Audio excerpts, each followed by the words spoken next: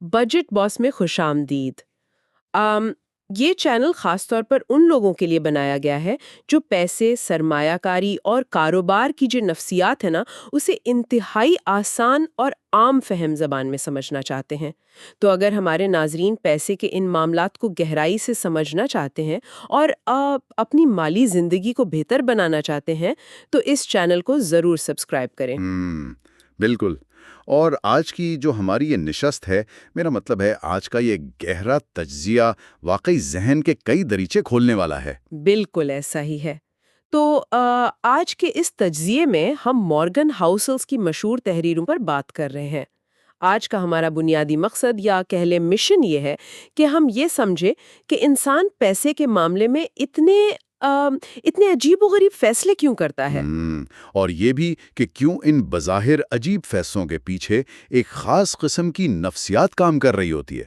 مطلب ہم اکثر دوسروں کے فیصلوں کو دیکھتے ہیں اور کہتے ہیں کہ یار یہ تو بالکل بیوقوف ہے۔ ہاں، لوگ فوراً جج کر لیتے ہیں۔ بالکل جج کرتے ہیں۔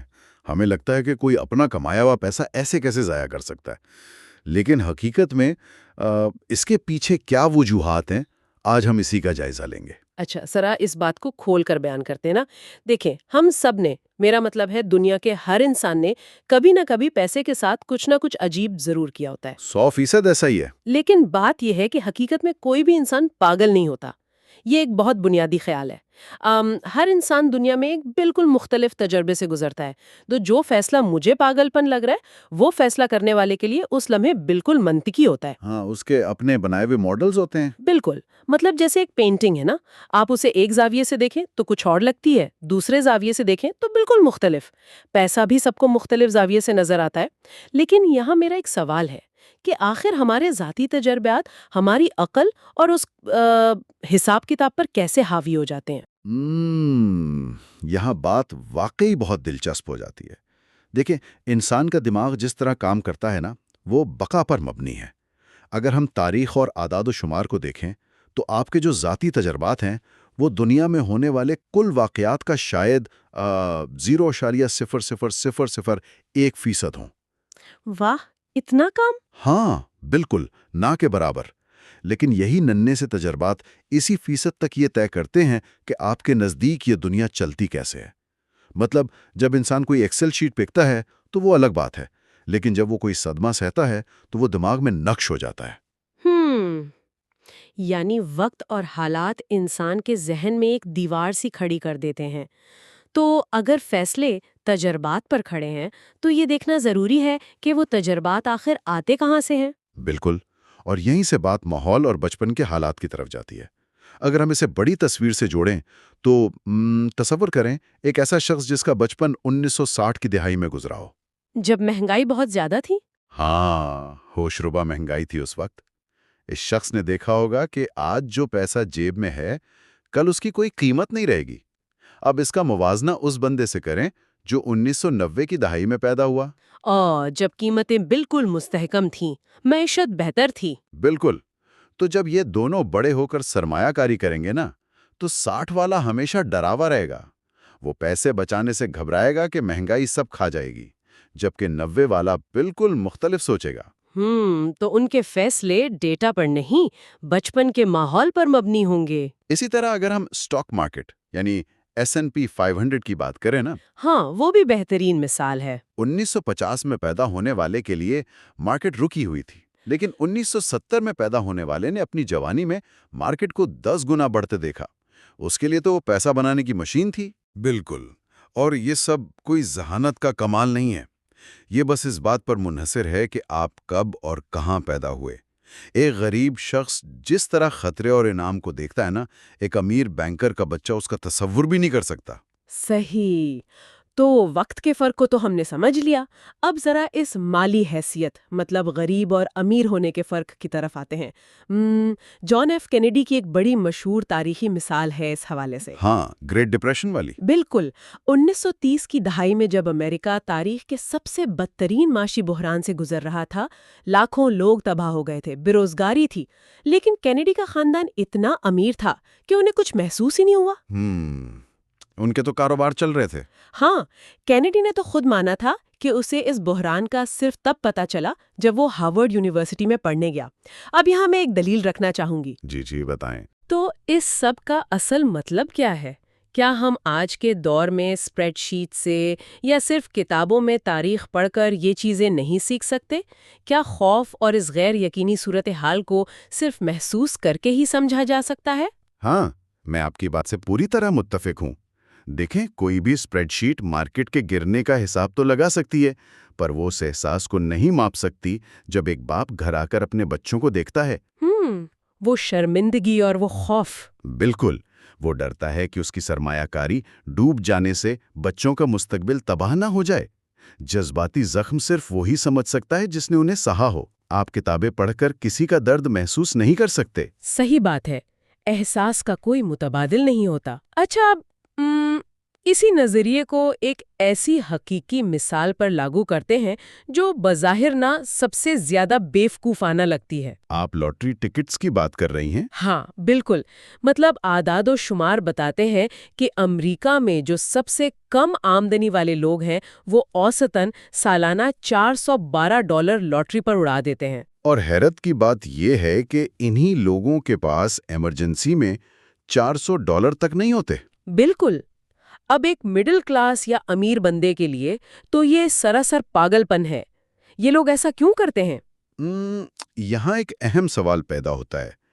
اگر ہم صرف حساب کتاب کی نظر سے دیکھیں تو یہ واقعی انتہائی غلط فیصلہ ہے، لیکن ہمیں ان کے حالات سمجھنے ہوں گے۔ مطلب ان کی نفسیات؟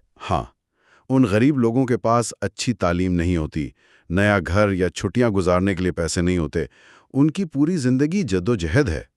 تو جب وہ لاٹری کا ٹکٹ خریدتے ہیں تو دراصل وہ ایک ٹھوس خواب خرید رہے ہوتے ہیں۔ وہ ایک خواب کی قیمت دے رہے ہیں جو امیروں کے لیے روزمرہ کی زندگی ہے۔ بالکل، اس کا مطلب یہ ہرگز نہیں کہ لاٹری خریدنا ایک اچھا فیصلہ ہے۔ فیصلہ تو پھر بھی 100% غلط ہے، لیکن اب ہم اس کے پیچھے چھپی وہ مجبوری اور منطق سمجھ سکتے ہیں۔ مالی فیصلے ایکسل شیٹ پر نہیں بلکہ رات کے کھانے کی میز پر کیے جاتے ہیں۔ رات کے کھانے کی میز پر مطلب انسان اپنی انا، حالات اور مجبوریاں دیکھ کر فیصلہ کرتا ہے۔ وہ پاگل نہیں ہے، بس زندہ رہنے کی کوشش کر رہا ہے۔ ہاں بالکل، اور اسی لیے گفتگو کو سمیٹتے ہوئے ایک نیا نکتہ سامنے آتا ہے کہ ہمیں خود پر اور دوسروں پر اتنی سخت تنقید نہیں کرنی چاہیے۔ کیوں بھلا؟ کیونکہ دیکھیں نا، انسانی تاریخ ہزاروں سال پرانی ہے، لیکن یہ جو ریٹائرمنٹ اور جدید بچت کے طریقے ہیں یہ تو بالکل نئے ہیں، جیسے کوئی چھوٹا بچہ ہو۔ ہاں، ہم تو ایک قدیم دماغ لے کر اس ماڈرن فائنانس کے نظام میں چل رہے ہیں۔ بالکل، ہم سب اس کھیل میں نئے ہیں اور بس چیزوں کو سمجھنے کی کوشش کر رہے ہیں۔ یہ تو ہے۔ تو آج کی بات یہیں تک رکھتے ہیں۔ ناظرین کے لیے ہمیں گہرا سوال چھوڑتے ہیں کہ وہ ذرا اپنے مالی فیصلوں پر غور کریں، سوچیں کہ ان کے بچپن کے کس واقعے نے ان کے آج کے فیصلوں کو شکل دی ہے۔ یہ واقعی سوچنے والی بات ہے۔ اور آج تو ہم نے سمجھ لیا کہ کوئی پاگل نہیں ہوتا، لیکن ہماری کامیابی میں کتنی ہماری اپنی محنت ہے اور کتنا قسمت کا ہاتھ۔ یہ تو ایک الگ ہی دنیا ہے۔ بالکل۔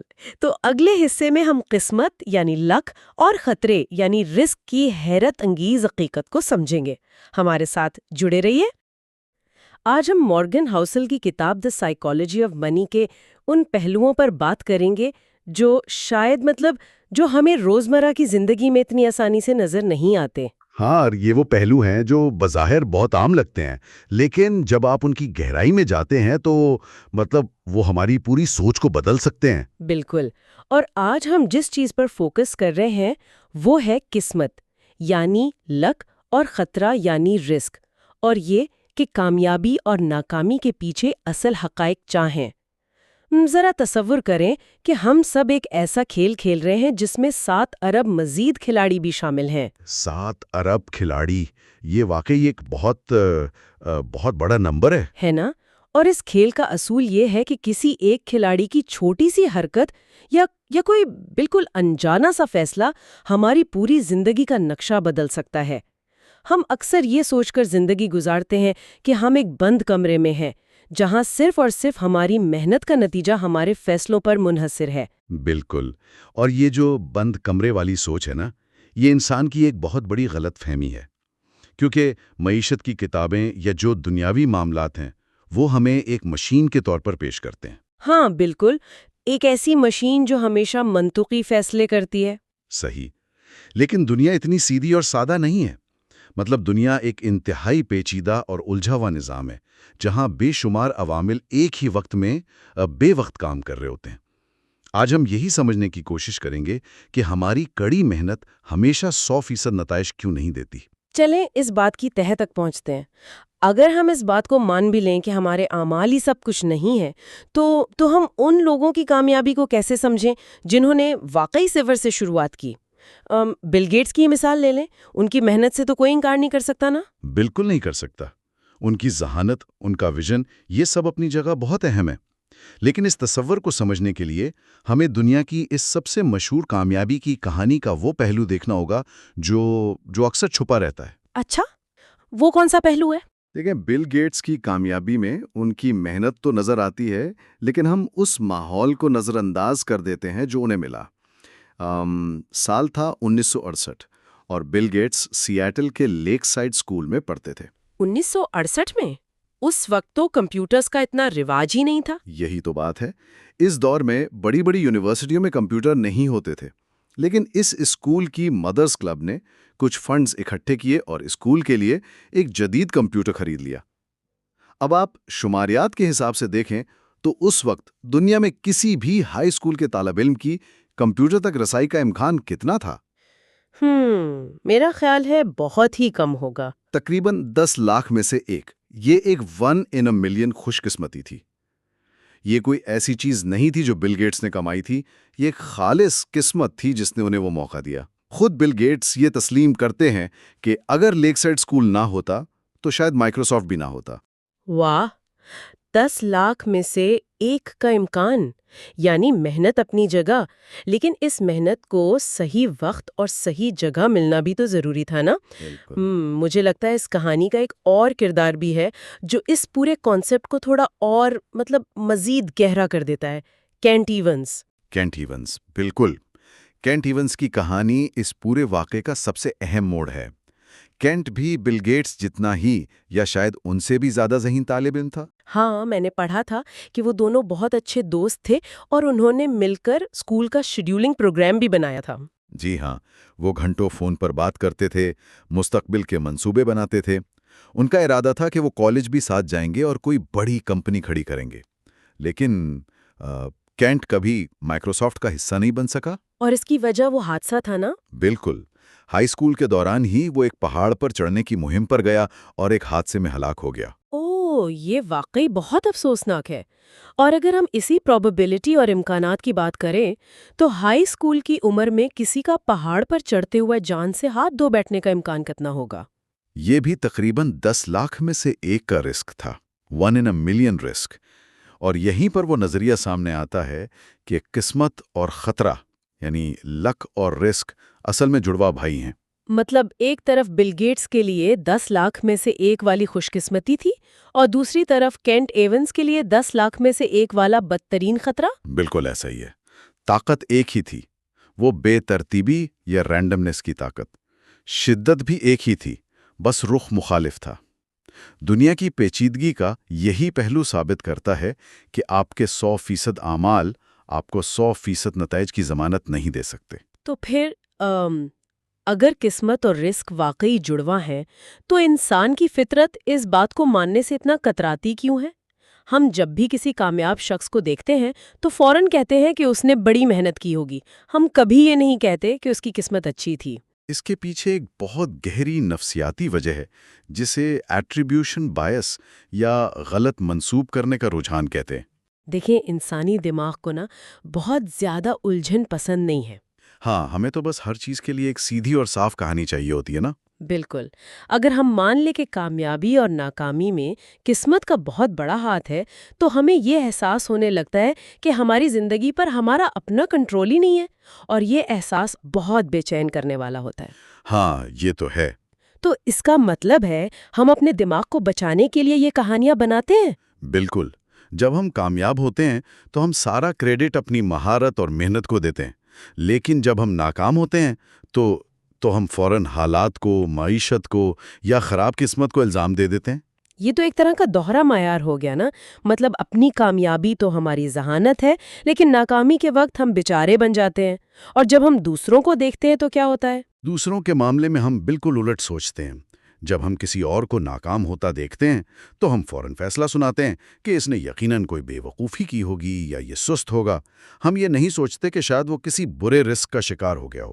ہاں، ایسا ہی ہے۔ نوبل انعام یافتہ ماہر اقتصادیات رابرٹ شلر سے ایک بات پوچھا گیا کہ وہ کامیابی کے بارے میں کیا جاننا چاہتے ہیں، تو انہوں نے کہا کہ میں کامیابی میں قسمت کا اصل کردار جاننا چاہتا ہوں۔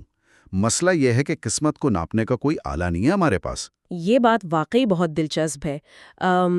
مجھے ایک مثال یاد آ رہی ہے۔ یہ بالکل ایسا ہی ہے نا کہ کوئی شخص اپنی آنکھوں پر موٹی سی پٹی باندھے اور ایک ایسی مصروف سڑک پار کرنا شروع کر دے جہاں گاڑیاں بہت تیز رفتار سے گزر رہی ہوں، ہاں، یہ بہت کمال کی مثال ہے۔ اور پھر محض قسمت سے وہ سڑک کے دوسری طرف صحیح سلامت پہنچ جائے۔ اب پٹی کھولنے کے بعد وہ پیچھے مڑ کر دیکھے اور خود سے کہے کہ واہ، میں کتنا ماہر انسان ہوں، میری سڑک پار کرنے کی ٹیکنیک کتنی شاندار تھی، اور پھر وہ دوسروں کو بھی سکھانے لگ جائیں کہ آنکھیں بند کر کے سڑک کیسے پار کرنی ہے۔ بالکل، اور مزے کی بات یہ ہے کہ ہمارے رسالے اور میگزینز جیسے کہ فوربس وغیرہ اکثر اسی طرح کی کہانیاں بیچ رہے ہوتے ہیں۔ اسے سروائیورشپ بائس کہتے ہیں۔ سروائیورشپ بائس، یعنی جو بچ گیا صرف اسی کی کہانی سنائی جائے گی؟ جی بالکل، وہ آپ کو صرف وہی لوگ دکھاتے ہیں جو آنکھیں بند کر کے سڑک پار کرنے میں بچ گئے۔ وہ کبھی کسی ایسے شخص کو کور پیج پر نہیں چھاپیں گے جس نے سارے ٹریفک قوانین فالو کیے، پوری سمجھداری سے سڑک پار کی، لیکن کسی بے قابو گاڑی نے آ کر اسے ٹکر مار دی۔ ہاں، کیونکہ وہ کہانی تو بکتی نہیں ہے نا۔ بالکل نہیں بکتی۔ اس کے برعکس تاریخ ان لوگوں کو ہیرو بناتی ہے جنہوں نے شاید بے وقوفانہ حد تک خطرناک فیصلے کیے، لیکن محض اتفاق سے نتائج ان کے حق میں آ گئے۔ مثال کے طور پر کارنیلیس وینڈربلٹ کی کہانی۔ وہ جس نے 19ویں صدی میں امریکہ میں ریل روڈ کی سلطنت کھڑی کی تھی۔ جی بالکل، اس کی کامیابی کا ایک بڑا راز یہ تھا کہ اس نے قانون کی بالکل پرواہ نہیں کی۔ ایک بار اس کے مشیر نے اسے کہا کہ تم جو کر رہے ہو وہ غیر قانونی ہے، تو اس کا جواب تھا کہ کیا تمہیں لگتا ہے کہ میں قانون کے دائرے میں رہ کر اتنا بڑا نیٹ ورک چلا سکتا ہوں؟ واہ، کتنا عجیب رویہ ہے، اور آج اسے ایک جینیس مانا جاتا ہے۔ بالکل، آج اسے ایک بہادر لیڈر اور عظیم سرمایہ کار کے طور پر یاد کیا جاتا ہے۔ لیکن ذرا سوچیں، اگر وہ پکڑا جاتا، اس کا کاروبار تباہ ہو جاتا، تو کیا آج ہم اسے جینیس کہہ رہے ہوتے؟ ہرگز نہیں، پھر تو وہ ایک لالچی اور مکار مجرم کہلاتا۔ اور آج کی دنیا میں بھی تو ہم یہی دیکھتے ہیں نا، وہ جو سلیکان ویلی کا نعرہ ہے، move fast and break things. ہاں، تیز چلو اور چیزیں توڑ دو۔ تو جو لوگ یہ نعرہ لگا کر کامیاب ہو جاتے ہیں وہ تو دنیا بدلنے والے لیڈر کہلاتے ہیں، لیکن جو دیوالیہ ہو جاتے ہیں ان پر ہم فراڈ کی ڈاکیومنٹریز بناتے ہیں۔ تو اس کا تو یہ مطلب ہوا کہ جرت مندانہ اور بیوقوفانہ فیصلوں کے بیچ کوئی لکیر ہے ہی نہیں۔ لکیر تو ہے، لیکن مسئلہ یہ ہے کہ یہ لکیر اتنی باریک ہے کہ واقعی کے وقت کبھی نظر نہیں آتی۔ یہ لکیر ہمیشہ نتائج آنے کے بعد نمودار ہوتی ہے۔ جب تک رزلٹ سامنے نہ آئے، بہادری اور بیوقوفی میں فرق کرنا تقریباً ناممکن ہوتا ہے۔ صحیح۔ یعنی ہم ہمیشہ نتائج کی بنیاد پر ماضی کی کہانی بناتے ہیں۔ بالکل، ہم ایک کامیاب نتیجہ دیکھتے ہیں اور پھر الٹے قدموں چل کر کہانی گڑھ لیتے ہیں کہ اس کا فلاں فیصلہ کتنا کمال تھا، جبکہ حقیقت میں ہو سکتا ہے کہ وہ صرف قسمت کے ایک اچھے لمحے کے کاندھے پر سوار ہو۔ یہ سب جان کر تو مطلب ایک عجیب سی ذہنی الجھن پیدا ہوتی ہے۔ اگر کامیابی اور ناکامی میں لکیر اتنی ہی باریک ہے تو پھر ہم ان انتہائی نتائج کو کس نظر سے دیکھیں؟ مورگن ہاؤسل کا وہ ایک جملہ ہے نا کہ کوئی بھی چیز اتنی اچھی یا اتنی بری نہیں ہوتی جتنی نظر آتی ہے۔ ہاں، nothing is as good or as bad as it seems۔ اس کا عملی زندگی میں مطلب یہ ہے کہ ہمیں انتہائی کامیاب یا انتہائی ناکام لوگوں کی کہانیوں سے سبق سیکھتے ہوئے بہت محتاط رہنا چاہیے۔ بل گیٹس کا ہی کال ہے کہ کامیابی ایک بہت بری استاد ہے۔ بری استاد؟ وہ کیسے؟ کیونکہ یہ ذہین لوگوں کو یہ سوچنے پر مجبور کر دیتی ہے کہ وہ کبھی ہار نہیں سکتے۔ جب ہر چیز آپ کی مرضی کے مطابق ہو رہی ہو تو آپ کا دماغ آپ کو یقین دلا دیتا ہے کہ یہ سب آپ کا اپنا کمال ہے۔ آپ قسمت کے کردار کو بھول جاتے ہیں، اور پھر آپ وہی رسک لیتے رہتے ہیں، یہاں تک کہ ایک دن وہ آپ کو ڈبو دیتا ہے۔ اور ناکامی کے بارے میں کیا خیال ہے؟ کیا ناکامی بھی ایک بری استاد ہو سکتی ہے؟ ہم تو ہمیشہ سنتے ہیں کہ انسان ناکامیوں سے ہی سیکھتا ہے۔ ناکامی سے سیکھنا بہت ضروری ہے، لیکن اس کا بوجھ اس طرح لے لینا کہ میرے سارے فیصلے ہی غلط تھے، یہ خطرناک ہے۔ ہو سکتا ہے کہ آپ کی حکمت عملی بالکل درست ہو، فیصلہ منطقی ہو، لیکن آپ بس اس 10 لاکھ میں سے ایک والے رسک کا شکار ہو گئے ہوں۔ اچھا، یعنی ہم صرف بری قسمت کا شکار ہوئے اور ہم نے سمجھا کہ ہماری پوری پلاننگ ہی غلط تھی۔ بالکل، اور اگر آپ اس ناکامی کے بعد اپنی وہ درست حکمت عملی بدل لیں گے تو ہو سکتا ہے اگلی بار آپ واقعتاً غلط راستے پر چلے جائیں۔ اس لیے انتہائی نتائج کبھی بھی مکمل سچ بیان نہیں کرتے۔ تو پھر یہاں ایک بہت اہم سوال ابھرتا ہے۔ اگر کامیابی ایک بری استاد ہے اور ہم بل گیٹس یا وارن بفے کی اندھی تقلید نہیں کر سکتے کیونکہ ان کی کہانیوں میں قسمت کا بڑا ہاتھ ہے، تو ہم سیکھیں کس سے؟ کیا سوانح حیات پڑھنا یا کامیاب لوگوں کی عادتیں اپنانا بالکل بیکار ہے؟ یہاں جو بات سب سے حیران کن ہے وہ یہ ہے کہ سیکھنے کا عمل بیکار نہیں ہے، ہمیں بس یہ سمجھنا ہے کہ سیکھنا کیا ہے۔ ہمیں انتہائی واقعات یعنی ایکسٹریم ایونٹس کی تقلید سے بچنا ہے۔ مطلب ہم ان لوگوں کو کاپی نہ کریں جو بالکل ہی غیر معمولی طور پر کامیاب ہوئے۔ جی، مثال کے طور پر اگر کوئی شخص روزانہ صبح 4 بجے اٹھتا ہے، برف کے پانی سے نہاتا ہے اور وہ ارب پتی بن گیا ہے، تو اس کا یہ مطلب نہیں کہ برف کے پانی سے نہانے والا ہر انسان ارب پتی بن جائے گا۔ یہ ایک ایکسٹریم واقعہ ہے۔ ہاں، یہ تو ہے۔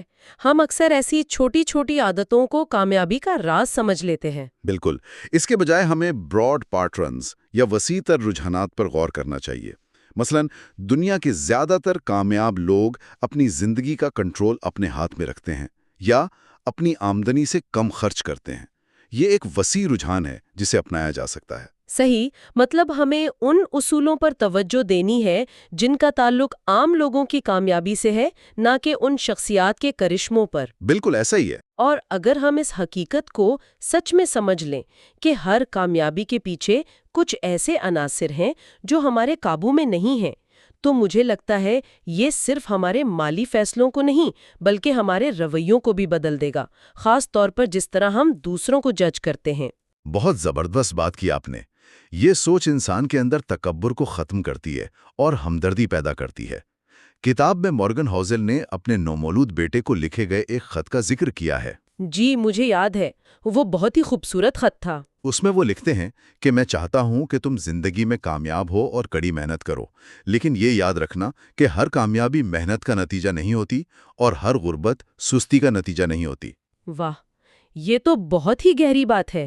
مطلب ہر ناکام شخص سست نہیں ہوتا اور ہر کامیاب شخص محنتی نہیں ہوتا۔ بالکل، اور جب ہم دوسروں کو یا خود کو جج کرتے ہیں تو ہمیں یہ بات یاد رکھنی چاہیے، کیونکہ جب ہمیں یہ احساس ہوتا ہے کہ کامیابی اور ناکامی دونوں میں رینڈمنس شامل ہے تو ہم لوگوں کو ان کی غلطیوں پر آسانی سے معاف کر سکتے ہیں۔ تو اس سب کا آخر مطلب کیا ہے؟ میرے لیے تو یہ بات ایک طرف تھوڑی سی بے بسی کا احساس لاتی ہے، لیکن دوسری طرف یہ بڑی سکون آور بھی ہے۔ سکون آور کیسے؟ اس طرح کہ آج کے دور میں ہم سب پر پرفیکٹ ہونے کا ایک پریشر ہے، ہر فیصلہ 100% درست کرنے کا دباؤ۔ تو یہ سمجھنا کہ ہمارے فیصلوں کا نتیجہ پوری طرح ہمارے ہاتھ میں نہیں ہے، یہ اس بوجھ کو ہلکا کر دیتا ہے۔ ہم خود کو بھی معاف کرنا سیکھ جاتے ہیں۔ بالکل ایسے ہی ہے۔ یہ سوچ ہمیں معلومات کے اس سیلاب میں اندھی تقلید سے بچاتی ہے اور کریٹیکل تھنکنگ کو فروغ دیتی ہے۔ لیکن جو آپ نے بے بسی والی بات کی نا، ہاں، کہ اگر سب کچھ قسمت اور 7 ارب لوگوں پر ہی منحصر ہے تو پھر ہم محنت کیوں کریں؟ ہاں، تو یہ بے بسی نہیں ہے، بلکہ یہ ہمیں سب سے اہم عملی قدم کی طرف لے جاتی ہے۔ اگر قسمت پر ہمارا کوئی اختیار نہیں اور رسک سے پوری طرح بچا نہیں جا سکتا، تو ہمارے ہاتھ میں کیا ہے؟ ہمارے ہاتھ میں ہے رسک مینجمنٹ اور مارجن آف سیفٹی، یعنی غلطی کی گنجائش۔ Margin of safety? یہ سننے میں تو بڑا کارپوریٹ سا لفظ لگتا ہے، لیکن عملی زندگی میں اس کا کیا مطلب ہوا؟ ناکامی سے نمٹنے کا اصل طریقہ یہ نہیں ہے کہ آپ خطرات لینا ہی چھوڑ دیں، کیونکہ پھر تو آپ کبھی آگے نہیں بڑھیں گے۔ اصل طریقہ یہ ہے کہ اپنے فیصلوں کو اس طرح ترتیب دیں کہ ایک چھوٹی سی غلطی آپ کو پوری طرح گیم سے باہر نہ کر دے۔ اسے رشین رولٹ کی مثال سے سمجھتے ہیں۔ وہ جو ایک ریوالور والا کھیل ہوتا ہے؟ جی، فرض کریں ایک ریوالور میں 6 گولیوں کی جگہ ہے اور اس میں صرف ایک گولی ڈالی جاتی ہے۔ बैरल घुमाकर एक शख्स रिवॉल्वर सर पर रखता है और ट्रिगर दबाता है। अब शुमारियात के हिसाब से देखें तो इसके बचने के इम्कानात 83% हैं। 83%? ये तो काफी ज्यादा चांस है जीतने का। बिल्कुल, जीतने के इम्कानात उसके हक में है, लेकिन सवाल ये है कि क्या कोई भी समझदार इंसान ये खेल खेलेगा? हरगिज नहीं, पागल ही होगा जो खेलेगा। क्यों नहीं खेलेगा? क्योंकि अगर वो हार गया तो नुकसान क्या है? मौत, मुकम्मल तबाही। यहां गलती की कोई गुंजाइश नहीं है। जिंदगी में भी कुछ फैसले ऐसे होते हैं जहां फायदा बहुत नजर आता है, लेकिन अगर नाकामी का नतीजा मुकम्मल तबाही हो तो वो रिस्क कभी नहीं लेना चाहिए। ये मिसाल तो वाकई खौफनाक हद तक वाज़ेह है। मैं इसमें रोज़मर्रा ज़िंदगी की एक और मिसाल शामिल करना चाहूँगी। जैसे हवाई जहाज़ की साख्त होती है। अच्छा, वो कैसे? देखिए, इंजीनियर्स जहाज़ में एक के बजाय 2, 3 या बाज़-औक़ात 4 इंजन लगाते हैं। अब इसका ये मतलब तो नहीं कि उन्हें अपने पहले इंजन पर भरोसा नहीं है। वो जानते हैं कि इंजन बेहतरीन है, लेकिन वो ये भी जानते हैं कि फ़िज़ा में कोई भी गैर मुतवक्का रिस्क आ सकता है। बिल्कुल, जैसे कोई परिंदा टकरा जाए या कोई तकनीकी खराबी हो जाए। हाँ, तो वो जो इज़ाफ़ी इंजन है ना, वो उस जहाज़ का मार्जिन ऑफ सेफ्टी होते हैं। वो जहाज़ को तेज़ उड़ाने के लिए नहीं, बल्कि उसे तबाही से बचाने के लिए होते हैं। तो क्या हमारे माली मामलात में भी ऐसा ही नहीं होना चाहिए? हम पैसे सिर्फ नई गाड़ी के लिए तो नहीं बचाते हैं ना, बल्कि इसलिए बचाते हैं ताकि वो नामालूम खतरात के वक्त हमारा मार्जिन ऑफ सेफ्टी बन सके। बहुत उम्दा मिसाल है। बका या गेम में बने रहना किसी भी दूसरी चीज से ज्यादा अहम है। दुनिया में वही लोग और वही कारोबार लंबे अरसे तक कामयाब रहते हैं जो मुश्किल वक्त को झेलने की सलाहियत रखते हैं। यानी वो अपना सब कुछ दांव पर नहीं लगाते। बिल्कुल, वो जानते हैं कि 7 अरब खिलाड़ियों के इस खेल में कोई भी ऐसा फैसला जिसमें गलती की गुंजाइश ना हो, उनकी पूरी मेहनत पर पानी फेर सकता है। हमारा मकसद सिर्फ ज्यादा मुनाफा कमाना नहीं होना चाहिए, बल्कि इतनी देर तक सरवाइव करना होना चाहिए कि वक्त और किस्मत हमारे हक में काम कर सकें। इस तफसीली बहस के बाद तो वाक़यतन चीज़ें एक नए ज़ाविये से नज़र आने लगी हैं। मतलब मेहनत अहम है, लेकिन किस्मत और ख़तरे का वजूद इससे भी बड़ी हकीकत है। बिल्कुल। तो अगर किस्मत हमारे बस में नहीं, लेकिन रिस्क मैनेजमेंट पर हमारा पूरा इख्तियार है, तो शायद अपनी किस्मत खुद बनाने का असल मतलब यही है कि हम बस इतनी देर तक खेल में टिके रहें कि जब अच्छा वक्त आए तो हम वहीं मौजूद हों। बेशक, किस्मत और बका का यही वो संगम है जहां इंसान को तवील मुद्दती कामयाबी मिलती है। तो आज के इस जायजे के इख्तिताम पर हम सुनने वालों के लिए एक सवाल छोड़े जाते हैं जिस पर वाक़यतन गौर करने की ज़रूरत है। आपकी ज़िंदगी में, आपके काम में या माली मामलात में ऐसा कौन सा बज़ाहिर छोटा सा फैसला है जो दरअसल बगैर किसी मार्जिन ऑफ सेफ्टी के लिया गया एक बहुत बड़ा खतरा है? बिल्कुल, क्या हम इस खतरे के नताइज झेलने के लिए तैयार हैं? गौर कीजिएगा, आज की गुफ्तगू यहीं तक। हमें यकीन है कि इस तफसीली जायजे ने आम नजर आने वाले फैसलों को परखने का एक नया और बेहतर नजरिया फराहम किया होगा। ये तीसरा हिस्सा है। सच्ची बात है कि पिछले कुछ दिनों से यही ख्याल बार बार जहन में आ रहा था कि दुनिया की सबसे बड़ी डिग्रियां रखने वाले और मतलब जो करोड़ों डॉलर कमाते हैं, वो पैसों के मामले में इतनी बड़ी बेवकूफ़ियां क्यों करते हैं? जी बिल्कुल, और मतलब ये वो लोग हैं जिन्हें मालियाती दुनिया के ज़हीन तरीन लोग माना जाता है, फिर भी वो ऐसी गलतियां करते हैं कि सीधा जेल पहुंच जाते हैं या दिवालिया हो जाते हैं। है ना? और दूसरी तरफ अगर देखें तो एक अनपढ़ या मामूली तनख्वाह वाला चौकीदार वो करोड़पति बनकर इस दुनिया से रुखसत होता है। ऐसा ही है, और इसीलिए इस गहरे मुताले में हम किताब दी साइकोलॉजी ऑफ मनी के इन असबाक को खंगाल रहे हैं जो आम तौर पर नज़रअंदाज कर दिए जाते हैं। बिल्कुल, क्योंकि मालो दौलत कमाने का ताल्लुक रियाजी की महारत या फाइनेंस की डिग्रियों से इतना नहीं है जितना इंसान के अपने रवैये से है, मतलब उसके बिहेवियर से है। 100% दुरुस्त। तो आज का ये तफसीली जायजा खास तौर पर इस बात पर मरकूज है कि इंसान को आखिर कब रुकना चाहिए, मतलब असल दौलत का हकीकी माना क्या है। लेकिन उसकी गहराई में उतरा जाए तो ये इंसानी नफ्सियात की सबसे पेचीदा गुत्थियों में से एक है। मतलब हर इंसान की जिंदगी में एक ऐसा लम्हा जरूर आता है, या कम से कम आना चाहिए, जहां उसे ये फैसला करना पड़ता है कि जितना कुछ हासिल हो चुका है क्या वो काफी है। जी, यही वो इनफ यानी काफी का तसव्वुर है। اور آج کی اس گفتگو کا بنیادی مقصد ہی اس تصور کو سمجھنا ہے۔ اور یہ بھی دیکھنا ہے کہ جب یہ کافی کا تصور ذہن سے غائب ہو جاتا ہے تو انسان کیسے اپنی ہی بنائی ہوئی کامیابی کو تباہ کر بیٹھتا ہے۔ بالکل، اور یہ تباہی تبھی آتی ہے جب انسان کی مزید کی خواہش کبھی ختم نہیں ہوتی۔ یہیں پر میرے ذہن میں ایک بڑی دلچسپ تشبیہ آ رہی تھی۔ جیسے جب کوئی انسان کسی پرتعیش بفے میں کھانا کھانے جاتا ہے نا، تو وہاں ہر قسم کا بے تحاشا اور لذیذ کھانا موجود ہوتا ہے۔ جی جی، ہر طرح کے پکوان سامنے ہوتے ہیں۔ لیکن کوئی بھی باشعور انسان تب تک نہیں کھاتا جب تک اس کی طبیعت خراب نہ ہو جائے یا وہ الٹی نہ کر دے۔ مطلب کھانے کے معاملے میں ہر ایک کو معلوم ہوتا ہے کہ کب رکنا ہے۔ صحیح کہہ رہے ہیں، میدا ایک واضح سگنل دیتا ہے کہ بس اب مزید گنجائش نہیں ہے۔ تو پھر ایسا کیوں ہے کہ پیسوں، رتبے یا سماجی حیثیت کے معاملے میں انسان کا دماغ ایسا کوئی سگنل نہیں دیتا؟ اس کی بنیادی وجہ یہ ہے کہ کھانے کے بعد پیٹ بھرنے کا احساس ایک طبعی اور جسمانی رد عمل ہے، لیکن پیسوں اور رتبے کی بھوک خالصتاً نفسیاتی ہے۔ اچھا، مطلب یہ سیدھا ہمارے دماغ اور سوچ سے جڑا ہوا ہے۔ بالکل، جب انسان کی کامیابی کے ساتھ اس کا اندرونی اطمینان نہیں بڑھتا تو اس کا مطلب ہے کہ اس کی توقعات اس کی کامیابی سے کہیں زیادہ تیزی سے پروان چڑھ رہی ہیں۔ اور میرے خیال میں جو ہمارا موجودہ نظام ہے، مطلب یہ جو جدید کیپٹلزم ہے، یہ تو اسی چیز کو ہوا دیتا ہے نا؟ ایسا ہی ہے۔ جدید سرمایہ داری نظام کی تو بنیادی سی نفسیات پر کھڑی ہے۔ یہ نظام دو چیزیں بے تحاشا پیدا کرتا ہے، ایک دولت اور دوسرا حسد۔ حسد؟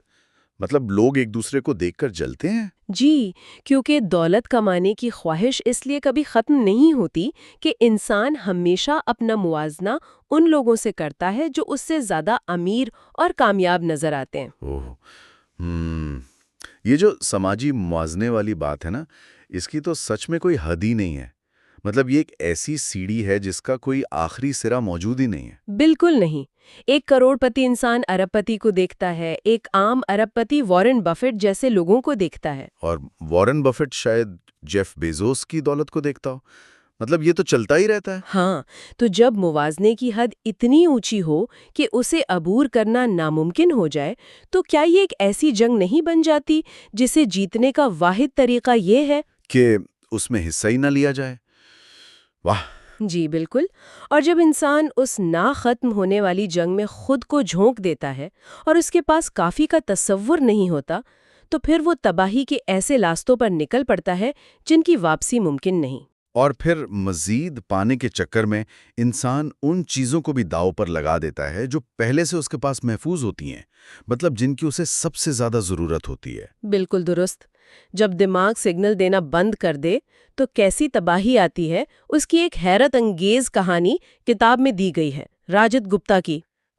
راجت گپتا، اس شخص کی کہانی تو خیر کسی فلمی اسکرپٹ سے کم نہیں۔ مطلب تصور کریں کہ کولکتہ کا ایک یتیم بچہ جس نے زندگی کی شروعات میں بے پناہ مشکلات کا سامنا کیا، اور پھر وہ اپنی ذہانت اور اتھک محنت سے دنیا کی سب سے بڑی اور معتبر کنسلٹنگ فرم میکنزی کا CEO بنتا ہے۔ میکنزی، مطلب ایک ایسا عہدہ جس تک پہنچنے کا خواب دنیا کے ذہین ترین لوگ دیکھتے ہیں۔ جی، ان کی کامیابی واقعی غیر معمولی اور متاثر کن تھی۔ 2008 تک ان کی ذاتی دولت کا تخمینہ $100 ملین لگایا گیا تھا۔ $100 ملین! یہ اتنی بڑی رقم ہے کہ اگر اس پر صرف 5% سالانہ منافع بھی ملے نا تو یہ 24 گھنٹے دن رات لگ بھگ $600 فی گھنٹہ کی پیسو انکم بنتی ہے۔ واہ، کیا حساب لگایا ہے! مطلب ایک انسان زندگی میں جو چاہے اس دولت سے کر سکتا ہے۔ وہ عالمی سطح پر بل گیٹس کے ساتھ فلاحی کاموں میں بھی شریک تھے اور دنیا کی نامور کمپنیوں کے بورڈ ممبر بھی تھے۔ لیکن اتنا پیسہ ہونے کے باوجود ان کے ذہن میں ایک ہی خلش تھی کہ وہ کسی طرح ارب پتیوں کے اس مخصوص حلقے میں شامل ہونا چاہتے تھے جہاں ان کے دوست اٹھتے بیٹھتے تھے۔ یہی چیز، اور یہی ارب پتی بننے کی ہوس انہیں اس موڑ پر لے آئی جہاں انہوں نے وہ قدم اٹھایا جس نے دہائیوں کی محنت پر پانی پھیر دیا۔ گولڈمن سیکس کے بورڈ ممبر ہونے کی حیثیت سے انہیں 2008 کے عالمی معاشی بحران کے دوران ایک خفیہ معلومات ملی تھی۔ ہاں، انہیں بورڈ میٹنگ میں بتایا گیا تھا نا کہ وارن بفیٹ اس بینک کو ڈوبنے سے بچانے کے لیے $5 ارب کی خطیر سرمایہ کاری کرنے والے ہیں۔ بالکل۔ اور یہ وہ معلومات تھی جو اس وقت تک عوام تک نہیں پہنچی تھی، اور مارکیٹ کھلنے پر اس خبر نے شیئرز کی قیمت کو آسمان تک پہنچا دینا تھا۔ تو پھر انہوں نے کیا کیا؟ میٹنگ ختم ہوتے ہی محض 16 سیکنڈ کے اندر ایک ہیج فنڈ مینیجر کو فون کیا اور یہ ساری خفیہ معلومات دے دی۔ جی، جسے مالیاتی دنیا میں انسائیڈر ٹریڈنگ کہتے ہیں، جو کہ ایک انتہائی سنگین جرم ہے۔ اور اس فون کال کا نتیجہ کیا نکلا؟ وہ گرفتار ہو گئے اور سیدھا جیل گئے۔ مطلب ان کی وہ عزت، ساکھ اور پہچان جو انہوں نے 40 سال کی کڑی محنت سے بنائی تھی، پلک جھپکتے مٹی میں مل گئی۔ ایسا ہی ہے، انہوں نے مزید کچھ $1 ملین کے لیے اپنا سب کچھ تباہ کر لیا، اور وہ بھی اس رقم کے لیے جس کی انہیں سرے سے کوئی ضرورت ہی نہیں تھی۔ راجت گپتا کا کیس تو چلیں اس طرح دیکھا جا سکتا ہے کہ شاید انہوں نے کمزوری کے لمحے میں غلط فیصلہ کر لیا ہو، لیکن برنی میڈوف کی کہانی تو اس سے بھی زیادہ پیچیدہ ہے۔ برنی میڈوف، لوگ عام طور پر انہیں محض ایک دھوکے باز یا دنیا کی سب سے بڑی پونزی اسکیم کے ماسٹر مائنڈ کے طور پر جانتے ہیں۔ ہاں، لیکن کتاب جس پہلو کی طرف توجہ دلاتی ہے وہ واقعی دماغ کو الجھا دیتا ہے۔ مطلب فراڈ شروع کرنے سے پہلے میڈوف کا ایک بالکل قانونی اور انتہائی کامیاب کاروبار تھا۔ جی، مارکیٹ میکنگ کا کاروبار۔ وہ فراڈ کے بغیر بھی سالانہ $25 سے $50 ملین کا خالص منافع کما رہے تھے۔ $50 ملین سالانہ؟ تو پھر ایسا شخص اپنا سب کچھ کیوں داؤ پر لگا دے گا؟ یہی سوال تو اس پورے باب کی جان ہے۔ دیکھیں، اگر کوئی مجبور انسان اپنی بھوک مٹانے یا بچوں کا پیٹ پالنے کے لیے کوئی غلط کام کرے تو اسے معاشی مجبوری کہا جا سکتا ہے۔ صحیح۔ لیکن جب وہ لوگ جن کے پاس ضرورت سے کئی گنا زیادہ سب کچھ موجود ہو وہ ایسا کرے تو اسے صرف ہوش اور غرور کہا جا سکتا ہے۔ مطلب میڈوف اور گپتا جیسے لوگوں کے پاس کھانے کی کوئی حد مقرر تھی ہی نہیں۔ بالکل، انہیں یہ لگتا تھا کہ وہ قانون، اصول اور معاشرے سے بالاتر ہو چکے ہیں۔ حقیقت تو یہ ہے کہ عزت، آزادی، رات کی پرسکون نیند اور خاندان کی محبت، یہ تو وہ چیزیں ہیں جو انمول ہیں۔ دنیا کی کوئی بھی دولت ان سے بڑھ کر نہیں ہو سکتی۔ جی، اور ان انمول چیزوں کو محض چند مزید ڈالرز کے لیے خطرے میں ڈالنا، جو کہ غیر ضروری بھی ہوں، خالصتاً حماقت ہے۔ یہ تباہی ایک اور گہرے نفسیاتی مسئلے کی طرف اشارہ کرتی ہے۔ میرا مطلب ہے کمانے کا ہنر اور سنبھالنے کا ہنر دو بالکل متضاد چیزیں ہیں۔ اس بات کو جتنی بار دہرایا جائے کم ہے۔ گپتا اور میڈوف کی ان کہانیوں سے ایک بات تو بالکل واضح ہو جاتی ہے کہ صرف پیسہ کمانا ہی کامیابی نہیں ہے۔ بالکل نہیں۔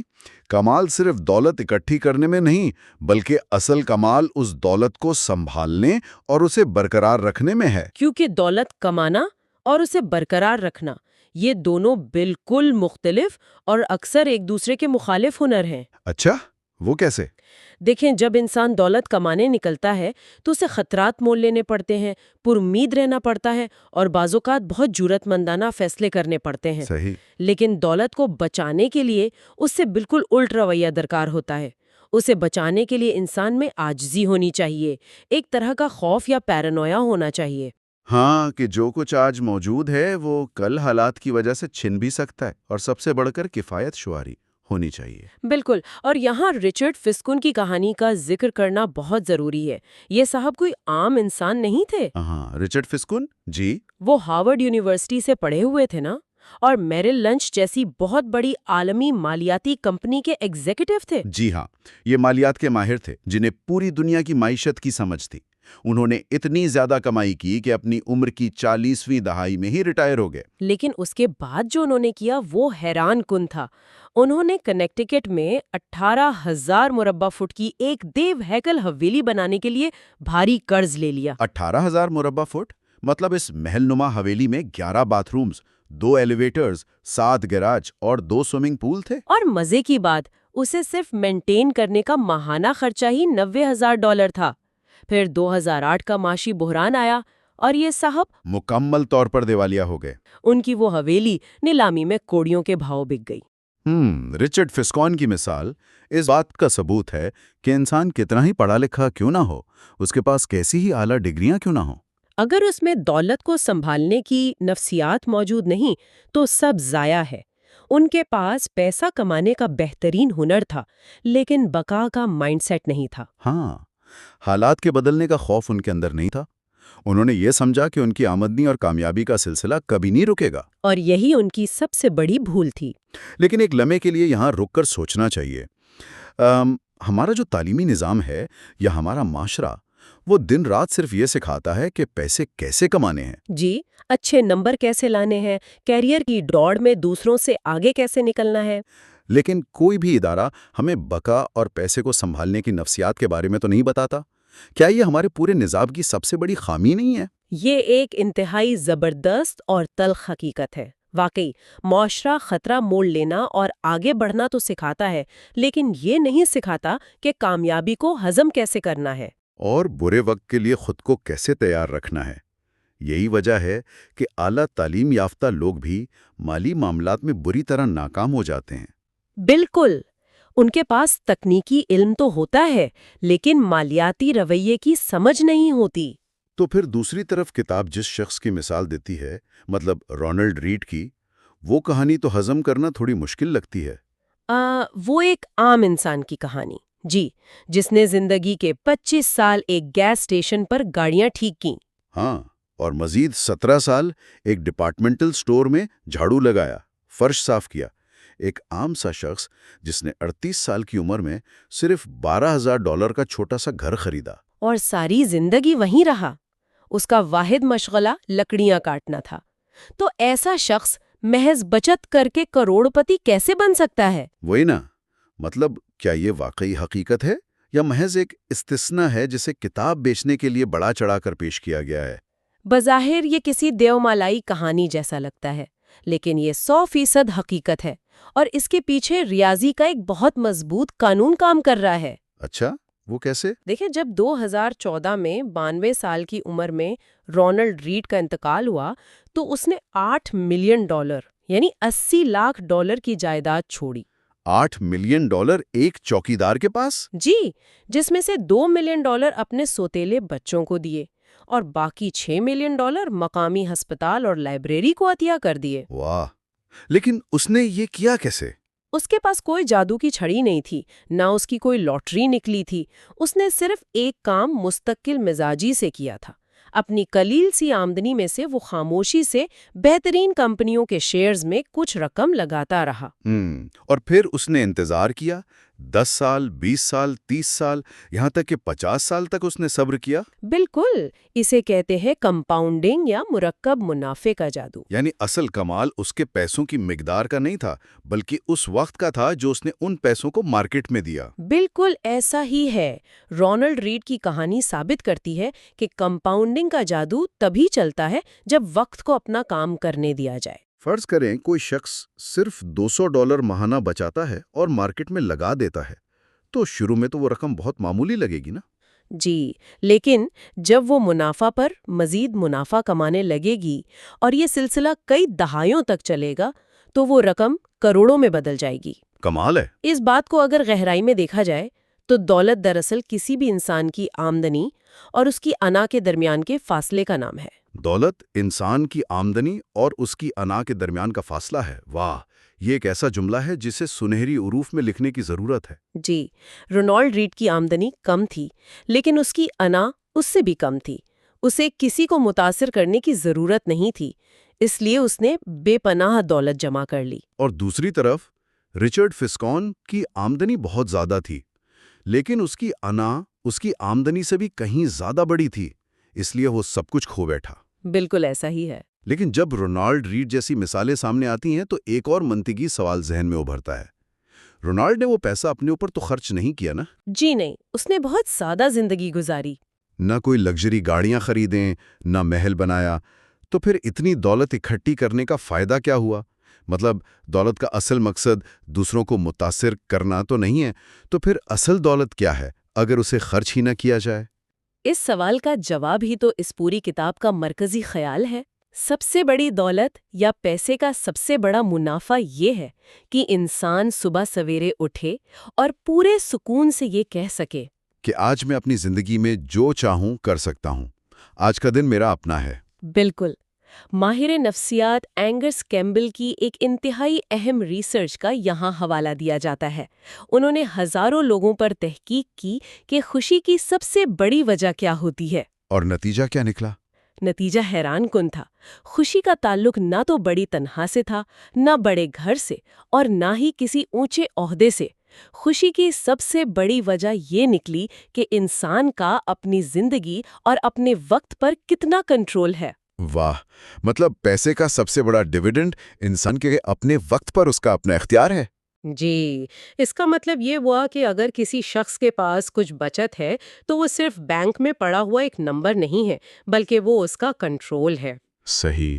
اگر کوئی بیمار ہو جائے تو اسے چھٹی لیتے ہوئے یہ خوف نہیں ہوگا کہ مہینے کا راشن کیسے آئے گا۔ بالکل، اگر کسی کے پاس 6 ماہ کے اخراجات جمع ہیں تو وہ اپنے باس کی بلا وجہ ڈانٹ سے یا نوکری چھوٹ جانے سے خوفزدہ نہیں ہوگا۔ وہ شخص ایک ایسی نوکری بھی چن سکتا ہے جہاں تنخواہ شاید تھوڑی کم ہو لیکن وقت کی آزادی زیادہ ہو۔ اور اس میں ایک اور بہت دلچسپ پہلو ہے جسے عام طور پر سمجھا نہیں جاتا، وہ یہ کہ اصل دولت وہ ہے جو ہمیں نظر نہیں آتی۔ نظر نہیں آتی؟